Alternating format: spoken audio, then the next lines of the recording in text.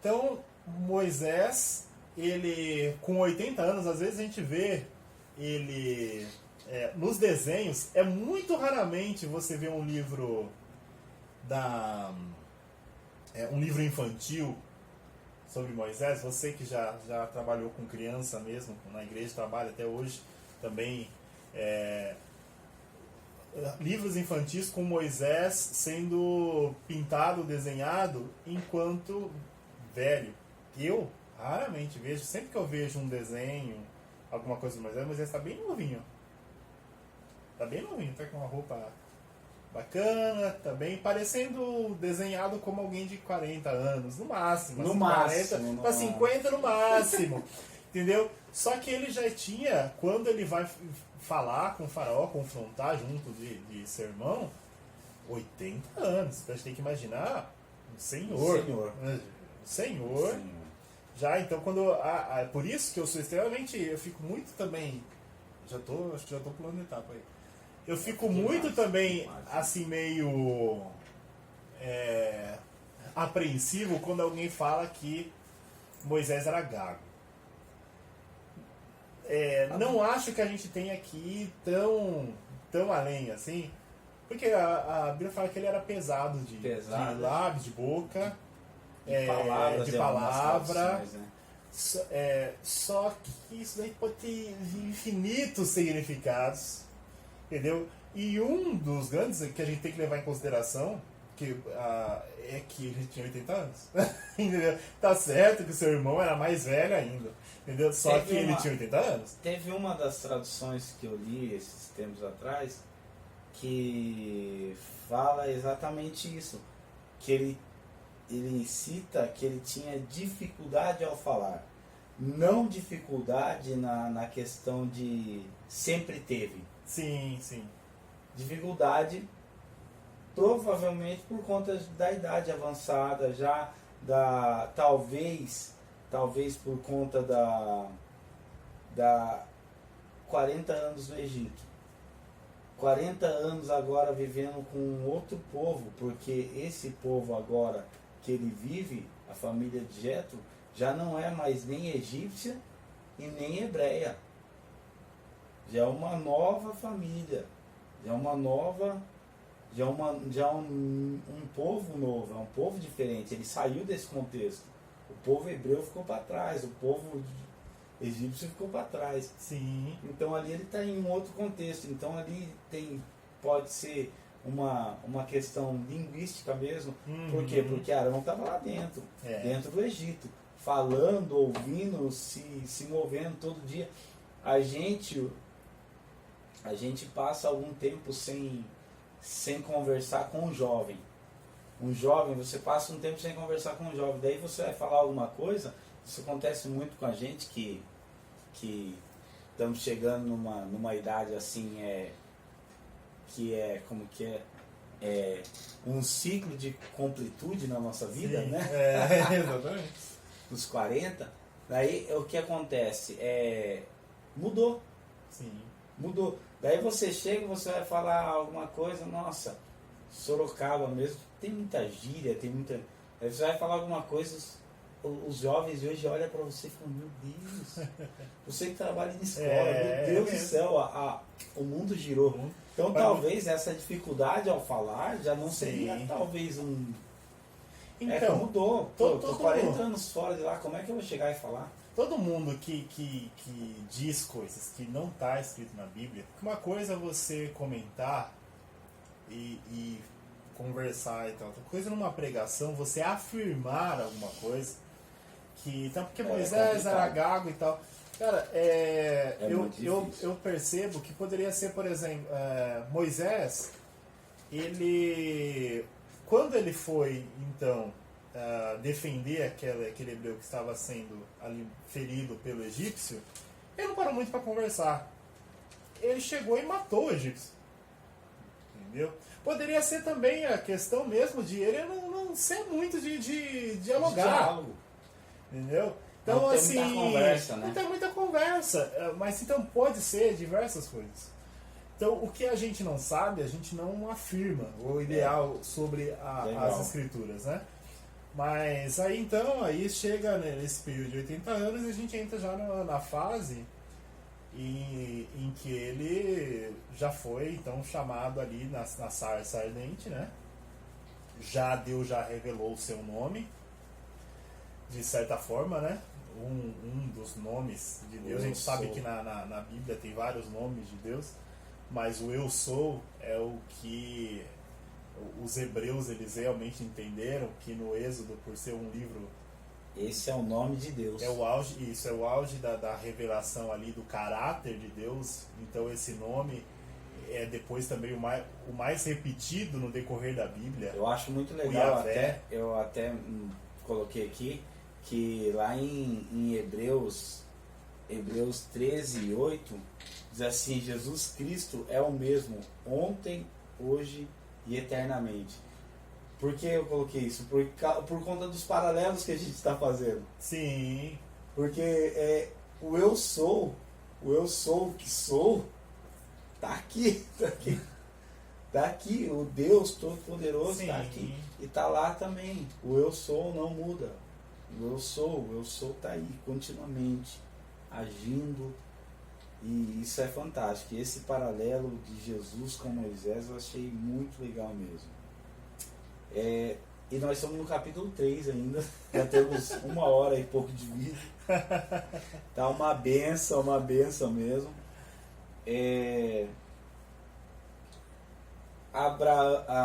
Moisés tem o auxílio do seu irmão, então, para falar com Faraó. Moisés, ele tem ali um certo medo do que pode acontecer, tanto é que ele fala: mas quem eu vou falar? Em nome de quem eu estou falando? Eu sou. Mas como? Eu sou pesado de palavras, eu sou pesado de língua. Não, Arão vai te ajudar.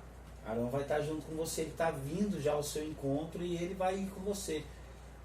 Mas o que eu vou usar para provar isso? E ele ali usa, e Deus ali mostra para ele o poder dele no cajado, que se torna uma serpente, e depois na mão, que ele põe dentro da roupa e tira com lepra, depois ele põe de novo e volta sem lepra.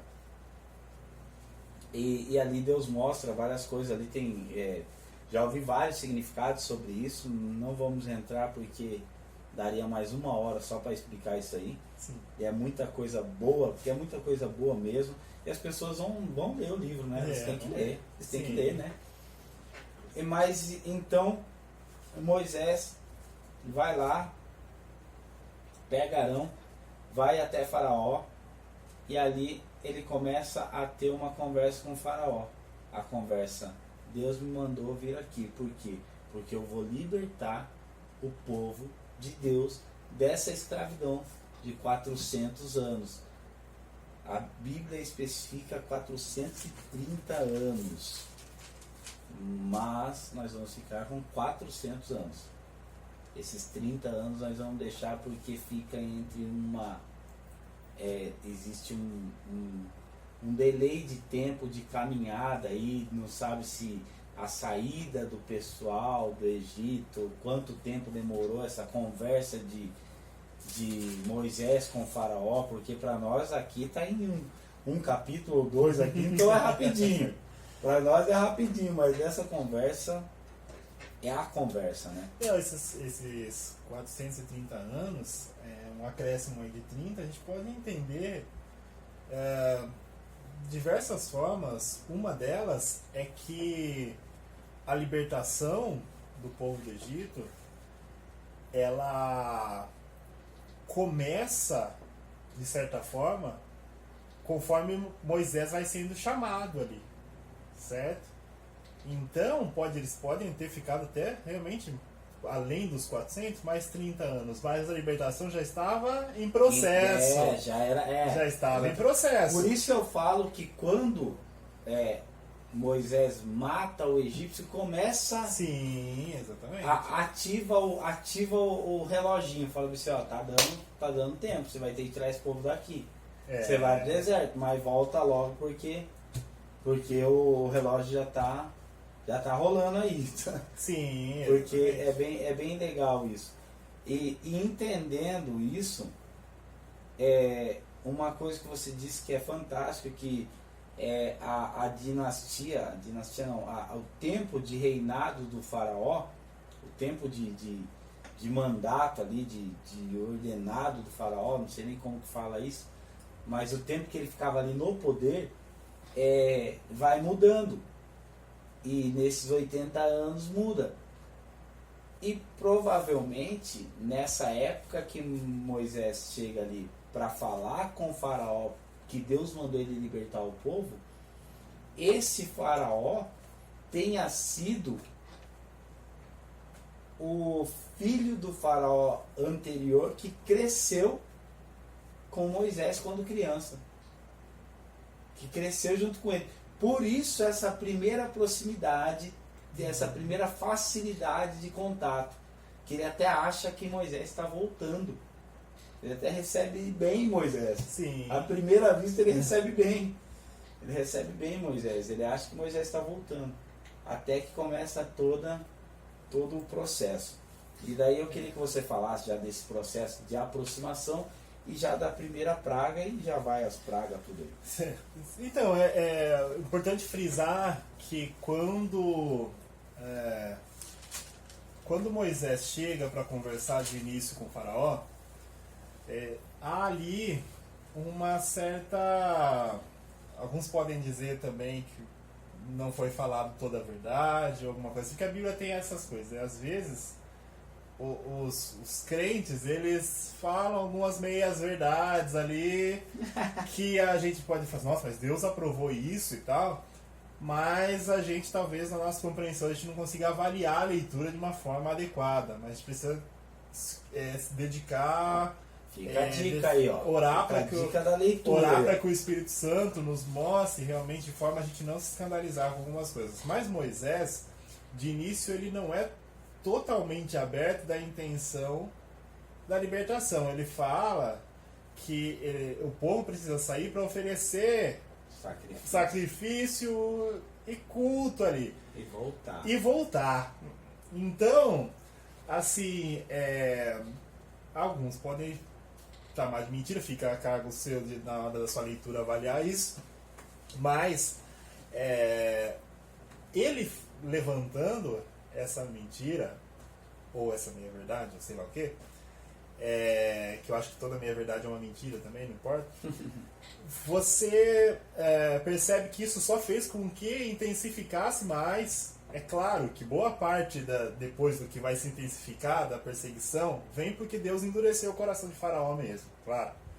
Mas o fato dele falar que eles querem sair para poder prestar culto e fazer sacrifícios, faz com que o Faraó chegue e diga: mas vocês estão com tempo demais para pensar isso aí.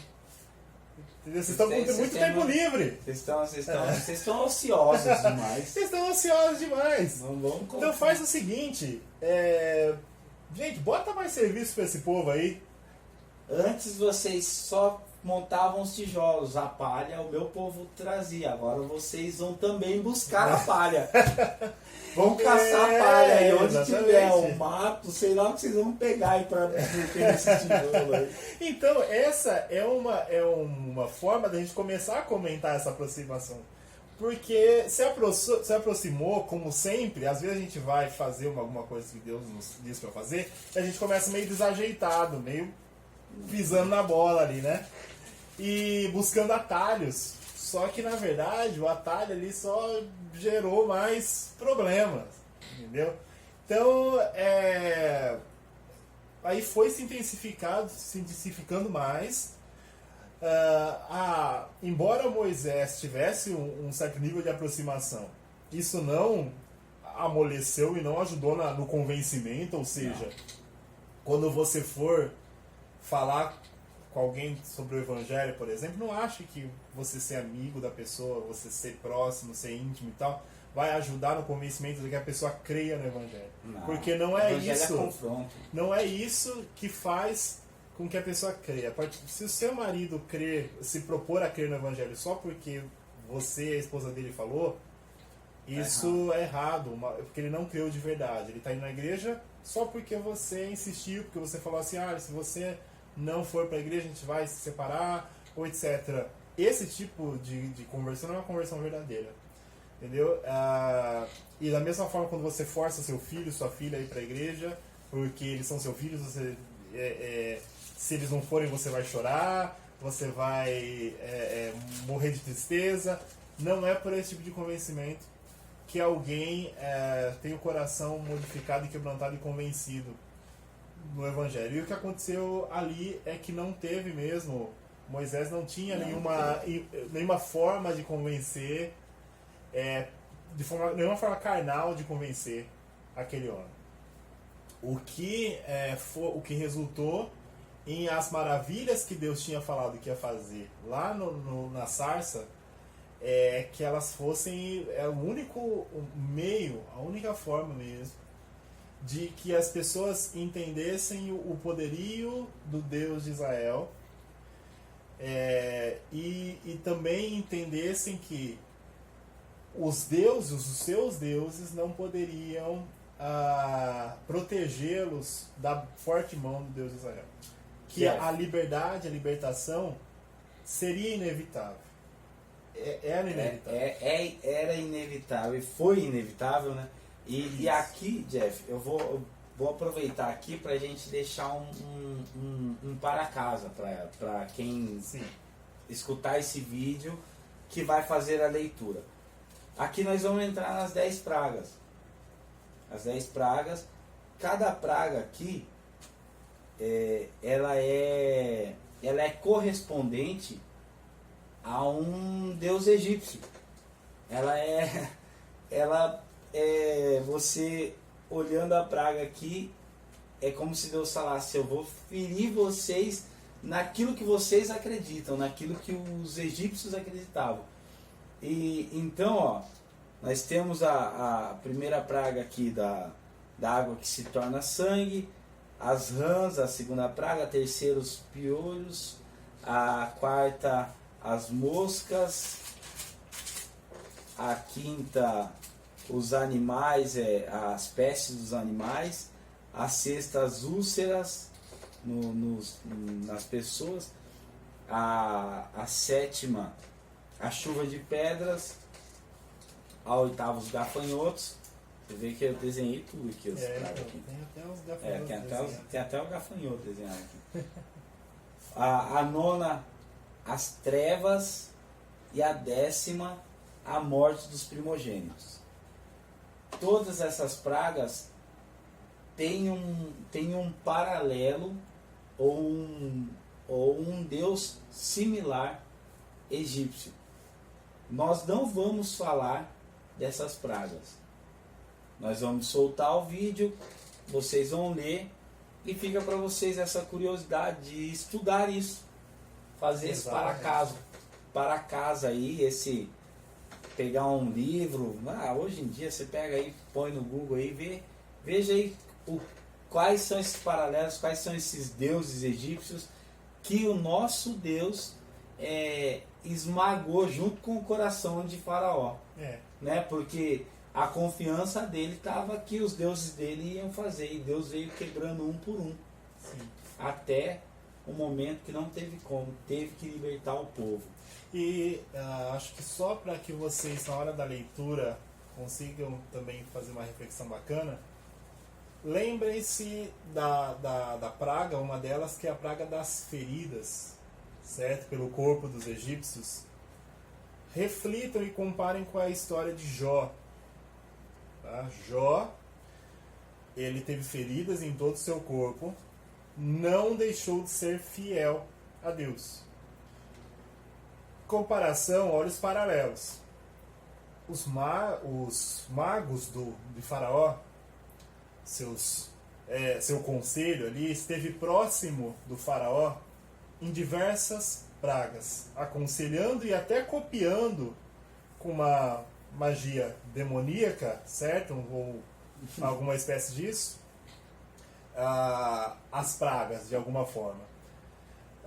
Mas, quando ocorreu depois que ocorreu a praga em que eles foram feridos em seus corpos, inclusive os magos do faraó foram feridos em seus corpos, a partir daí eles já não têm nenhuma participação, eles abandonam o faraó.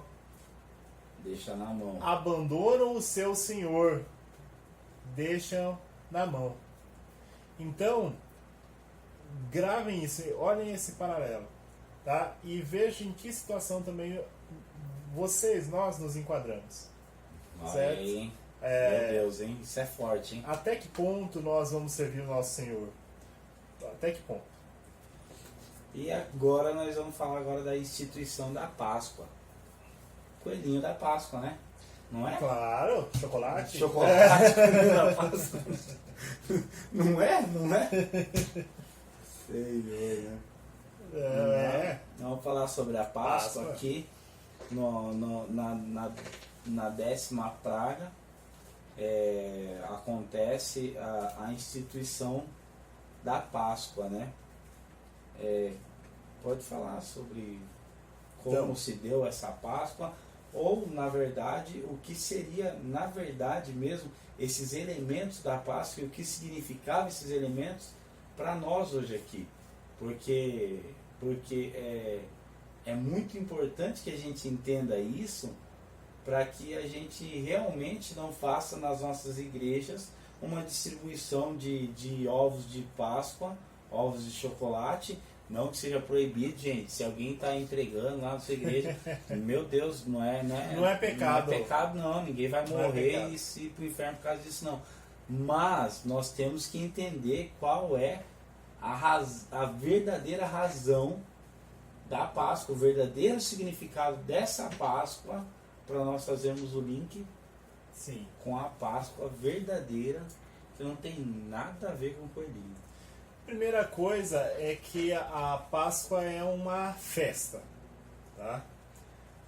Desde a sua origem, quando nós vemos aí a 10ª praga, que é a morte dos primogênitos, nós entendemos que pro mundo, ou seja, pro Egito, era um momento de juízo e de trevas e de morte. Mas para o povo hebreu que fez o que Moisés e Arão orientaram, que executaram a Páscoa nos seus lares e que cumpriram ali a ordem de Deus, era uma celebração. Celebração tanta que você podia até convidar outras pessoas. Certo? Então, isso é celebração. A Páscoa ela nunca deve ser vista como um momento de tristeza ou um momento de estagnação. A Páscoa é uma festa, inclusive, é a primeira festa instituída ali para Israel. Certo? Depois vai ter a festa das cabanas, que também é de muita, muita alegria, que tem significados que envolvem gratidão. Você vai encontrar festas que tratam da colheita, que envolvem também ali um relacionamento de entregar o melhor para Deus, sim, entregar a boa parte.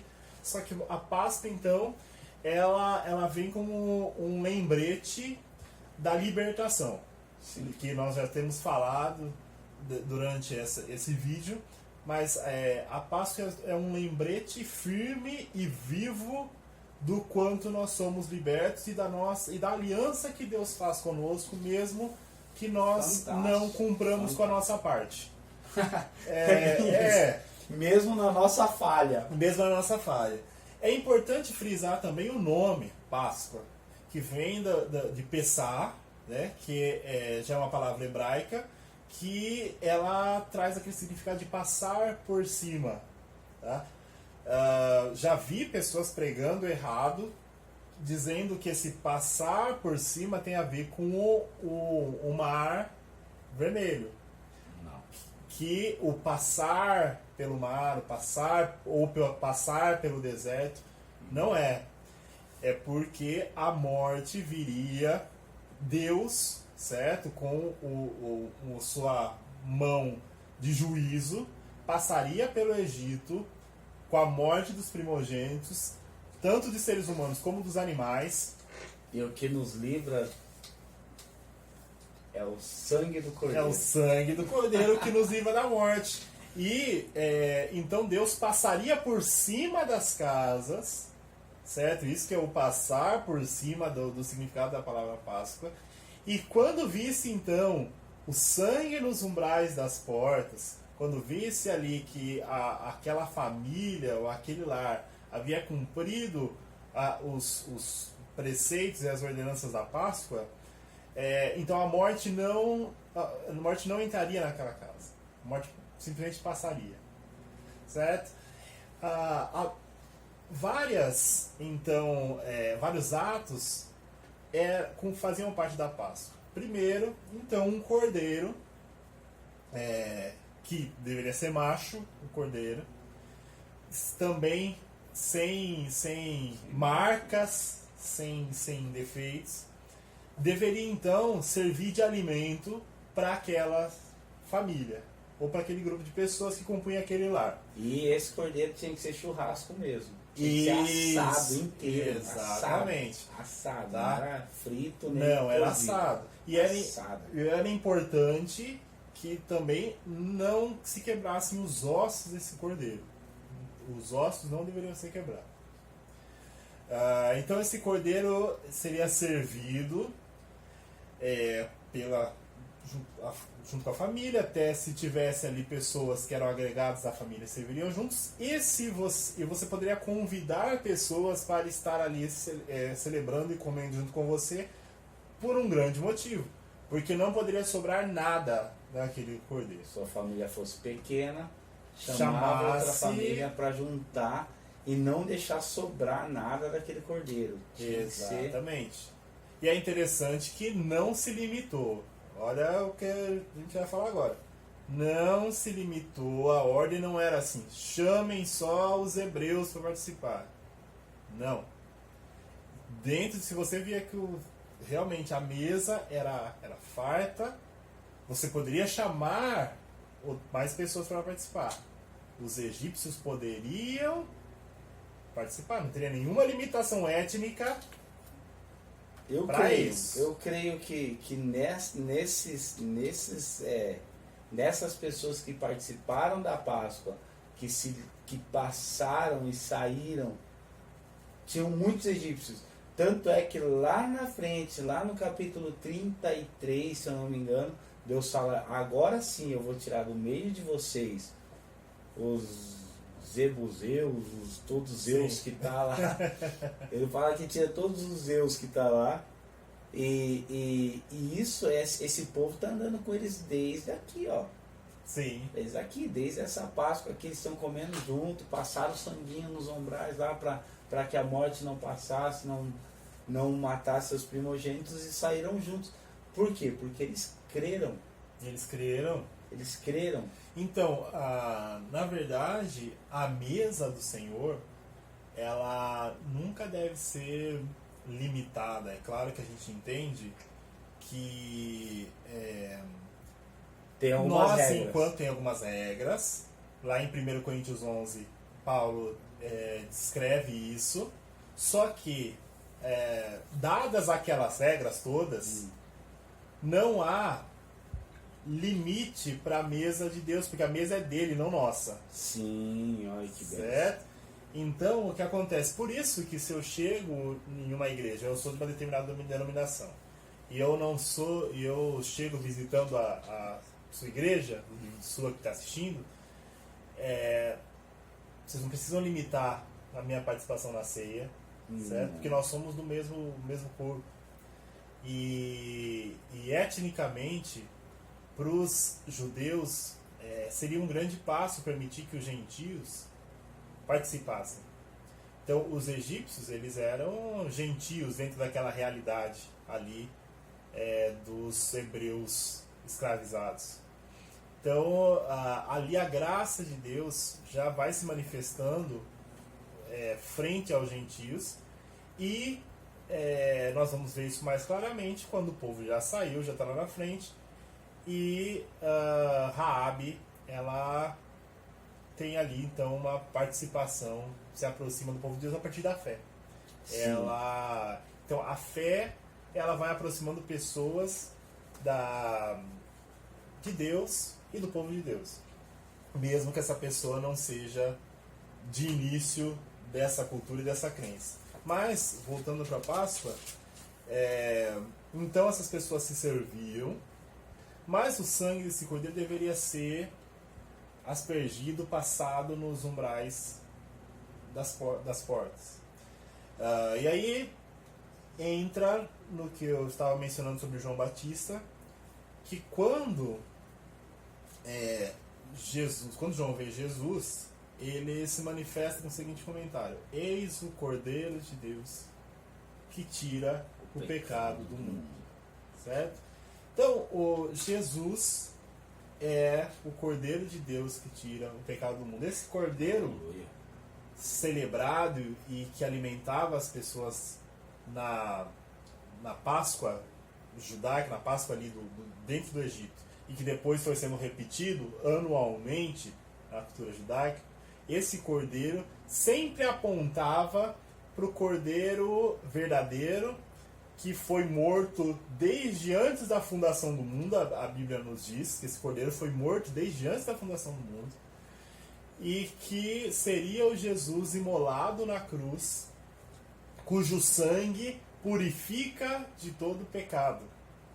O sangue lava o pecador, o sangue converte o pecador, o sangue nos cobre, e quando o inimigo nos acusa, a morte, o juízo e as trevas passam por cima de nós e não nos atingem, porque quem foi atingido no nosso lugar foi o próprio Cordeiro Jesus. Aleluia.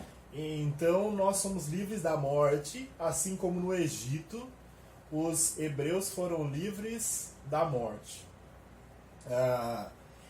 Esse é o significado da Páscoa, que nós precisamos difundir nas nossas igrejas, difundir para as nossas crianças, difundir para as nossas famílias, e não necessariamente o coelho da Páscoa, não necessariamente o ovo de chocolate, porque essas são práticas que surgiram de origem pagã, certo?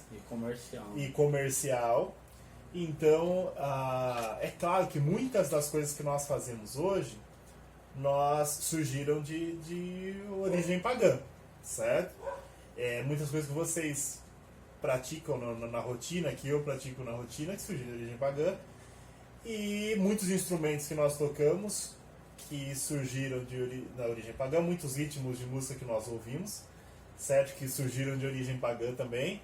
Então, por exemplo, não é porque vieram de origem pagã, que nós não podemos fazer. Então, que é o caso dos ovos de chocolate. Não tem nenhum problema nisso. Porque hoje, quando eu dou um ovo de Páscoa para alguém, eu não estou pensando em adorar o Deus da fertilidade egípcio, ou grego, ou Deus ou da nórdico. Exatamente, eu não estou pensando nisso, certo?